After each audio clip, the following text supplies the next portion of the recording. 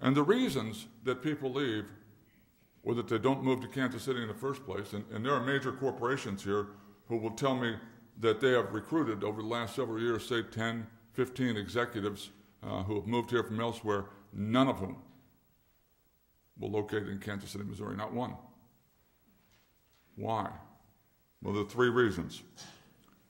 There's crime and the perception of crime, the perception of public safety. There's basic services and infrastructure.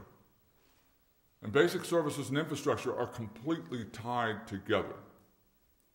How we deal with infrastructure, when I listen to citizens at town hall meetings and they voice their dissatisfaction with our services, it is almost always tied back to infrastructure. We have billions of dollars of problems that we need to fix in terms of infrastructure. And if you look at the last snowstorm, we have never funded vehicle replacement and repair the way we should. Not certainly in the 22 years that I've been with the city. We last year had to lay off 10% of our staff. So guess what? We weren't equipped to handle the snowstorm very well.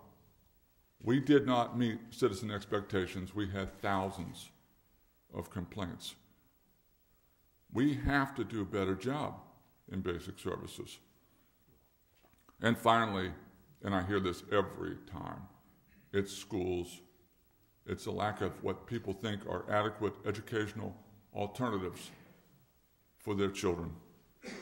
So what are we doing? What are we doing? How are we addressing this? Well, first, immediately, I was able to persuade the council in a very thoughtful process to develop an economic development incentive policy so that we would concentrate our economic development activities on the most distressed areas of the city. And we would do it in a realistic kind of way. We would not give out incentives in the willy-nilly sort of way that we had been doing, but we would concentrate on micro-incentives, micro-loans, new tools. And then we developed the new tools process where we had a comprehensive citizen-engaged process where we came up with new ideas like the Community Development Credit Union that we're building that will enable us to keep money in the urban core and reinvest money in the urban core.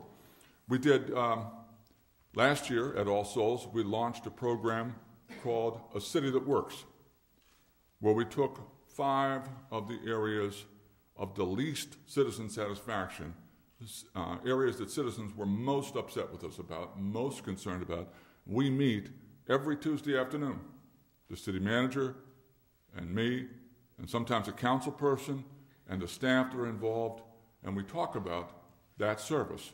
And we talk about how to improve citizen satisfaction. We talk about how to spend targeted small amounts of money to make a big difference in citizen satisfaction. And you know what? In an environment where we have cut staff, where the economy is in the tank, where we have all kinds of issues, we have managed to get statistically significant improvements in citizen satisfaction in 4 of the 5 areas we have targeted. Zone 2-7, Anchor of Hope. There is a program in Harlem, in New York City, called the Harlem Children's Zone that has been successful in creating a conveyor belt that takes children from the womb throughout their childhood into college, and it targets every single child in about an 80-square block of Harlem, and it keeps those children on that conveyor belt so that they don't fall through the cracks. And it works with their families. And you know what? Over the last 20 or 25 years, they have had huge gains on the objective measures of student performance, test scores and graduation rates and so on. President Obama, when he was a candidate, said he wanted to replicate that program in 20 cities in the United States. We are on track to be one of those 20 cities. We have targeted an area working with a bunch of community stakeholders, with Operation Breakthrough, with Guadalupe Center, with United Inner City Services, the Family Conservancy, Link, and a bunch of other organizations, as well as our police department and our school district, the Kansas City, Missouri School District, and HUD, we have targeted the 64127 zip code of Kansas City. We're replicating a Harlem Children's Zone there in that area of the city. Last week, or the week before, when we had the U.S. Conference of Mayors meeting in D.C., I talked to each member of our congressional delegation, Senator Bond, Senator McCaskill, Representative Graves, Representative Cleaver, about this. They have heard from me over and over about these education issues, as well as others. I also, every time I go to Washington, have gone to the Department of Education. And this last trip, I was able to talk to a man named Larkin Tackett, who was in charge of the Promised Neighborhoods program. That's the program we're applying for. And I also managed to get a few minutes with Arnie Duncan, the Secretary of Education, and explain to him what we're trying to do here in Kansas City. I think we have a very strong chance of succeeding in getting this program. And the Education Summit. I have been working since the campaign to convene some sort of ongoing dialogue, civic dialogue, about our schools. I managed to have 2 big meetings with all the public school superintendents in Kansas City. The first meeting didn't go terribly well. They were not thrilled with me. They thought that I was one more guy, in this case the mayor, coming in to tell them how to do their job. And frankly, they don't need a whole lot more advice. They need some help. They feel besieged. The second meeting, I said, what do you need your city government to do? How can I help? And I got a totally different reaction. I basically sat in the middle of the room with about 15 or 20 school administrators and superintendents around me, and for an hour or so, they told me that the city has not been a very good partner. They've got issues in safety, they've got issues in infrastructure, they've got issues in transportation that they need help with. And they're looking at me skeptically, but they're saying, if you really want to be helpful, bud, this is what you should do.